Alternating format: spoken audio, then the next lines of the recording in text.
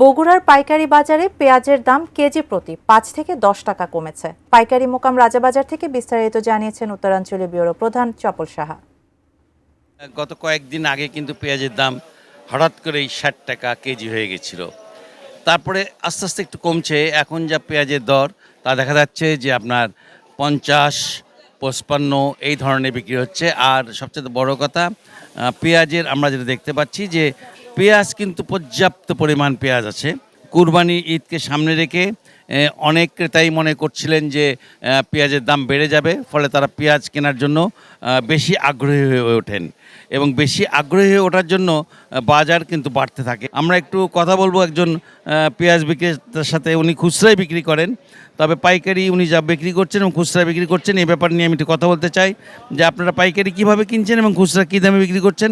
দাম কম ছিল, হঠাৎ করে সাধারণ লোক কেনা আগ্রহ বেশি জন্য পেঁয়াজের মনে 200, 300, 400 টাকা বেড়ে গেছিল।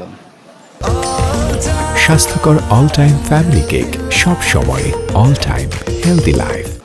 এর আগে আমরা 55 কিনে 60 পর্যন্ত গেছিল।